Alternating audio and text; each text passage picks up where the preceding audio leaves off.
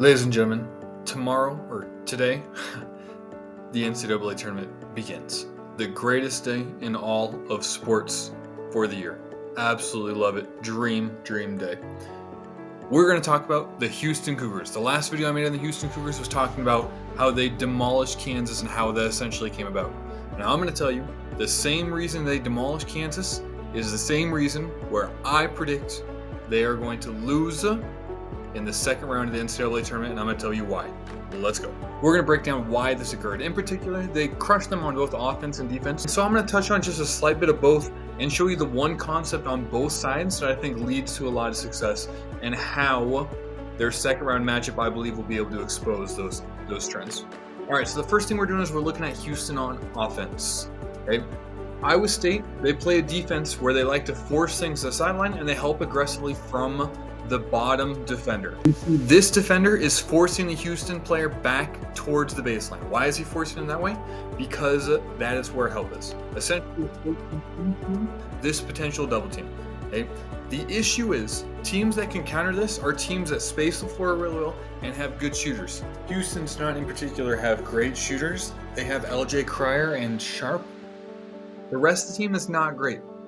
And so if you're able to force their drivers into help defense, you create so many issues for Houston because they don't have options to kick the ball out. They simply have to force it and make difficult shots one-on-one like that. Okay? We're going to see as this ball gets swung around, drive. As this drive happens, where does help come from? It comes from the baseline, the opposite side baseline. Okay? He's already in position. They are already camped out here because Houston isn't spaced very well. And so you force difficult decisions in the middle of a lot of help coming. Okay, this is where defense wants to play Houston. The very next possession, okay, ball gets swung around. Where is Iowa State forcing the ball? They want the ball to go down here. Houston sets a screen. I like this idea, frankly, screening your own dude to try and get this dude coming downhill. But again, the issue is Iowa State, they already have the defender ready to go there. Like their help defense is already there. So even if you get by somebody, there is help defense ready, and the rest of them are clogging the paint. So there's no pass to big here. And these two players aren't ready, and it would take a really good pass to get out there. You force a difficult try and bank a floater, and that's a very difficult shot to make. Okay, so Iowa State on defense, force the baseline and send help early. Those are the two keys to success. And so then the question is, who will Houston play in the second round? It'll either be Texas A&M or Nebraska. So if I'm Houston's coaches right now, I want Nebraska to lose very bad. I want Texas A&M to win, and I'm going to show you why right now. Okay, so we talked about defense, forcing the baseline, send help early. What does Nebraska do? A ball gets swung around. Where are they encouraging him to go? This way. Look at the paint. Okay, Illinois is a much better shooting team than Houston is. Much better, and Houston still sends extra bodies. Make sure if there's any lapse there, they're going to force a difficult shot. This is similar to that floater that we saw for Houston earlier. I don't know if it's coincidence or if they have somewhere similar in the coaching tree. I'd have to look back at it. Nebraska runs the exact same style of defense with slight alterations as Iowa State. They run the exact same.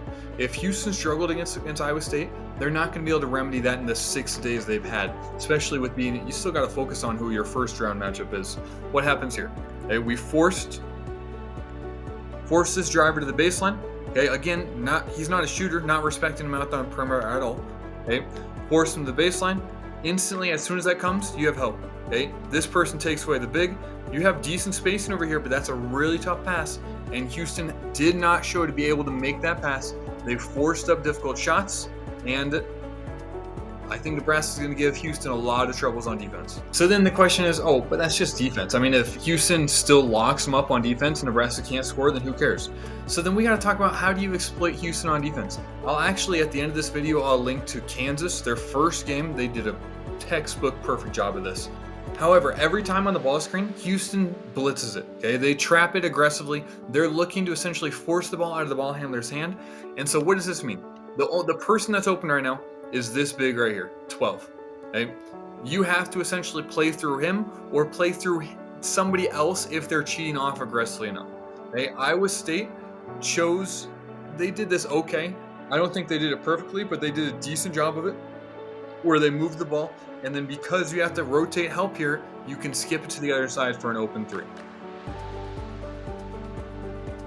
So I actually don't really think Iowa State is built very well for doing this to Houston, simply because Iowa State doesn't have that great of shooters around. And they also, the big man didn't seem to be always, they didn't look to get it to him right away. Like, probably a pass there could have been done. I mean, Kansas did this where they went there, then there. But I don't think the big man handles it super well. But Iowa State was still able to exploit their aggressive double team off of it.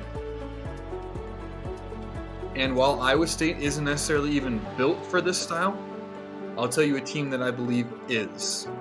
It's the same team that we talked about earlier. The reason that I believe Nebraska can exploit this double is rink mask. Okay? Rink mask gives the defense so many issues. Okay? So as this ball screen happens, let's pretend we're Houston right now. We are aggressively doubling. Okay? What does rink mask do? Okay? He pops. Having a big that can pop like this, that can move somewhere and into an open three and shoot with a decent percentage, puts so much stress on defense. Let's pretend that was Houston right there. If Houston sent 2 players to the ball, who's rotating over to Mast? Tominaga's guy? It'd have to be this guy. Like, that would be the only option. And then the issue is you leave another good shooter open. So the issue is the big that Nebraska has can shoot, so that's a threat. He can pass. Mast passes it very, very well. And they have shooters spaced around the court. Gary's an okay shooter. Alex not really a shooter, but Mast is a shooter. Williams is a shooter. Tominaga is a good shooter. And so when you force help on those rotations, they're going to move the ball around to get open shots. I'm telling you right now, Nebraska is a terrible matchup for Houston because of the way they play defense and because of rink Mast. Okay? Having a shooting threat that can pass as your 5 is such an unbelievable benefit. While I'm super excited for these 2 days, and I'll post definitely some of the upsets, look for them tomorrow for sure.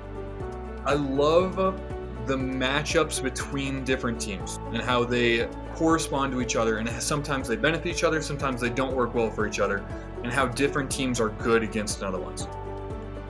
If you enjoyed this, feel free to like and subscribe. I'll put a video that I'd love on what Mast does officially and the video on how Kansas exploited Houston very well also. Have a blessed rest of your day.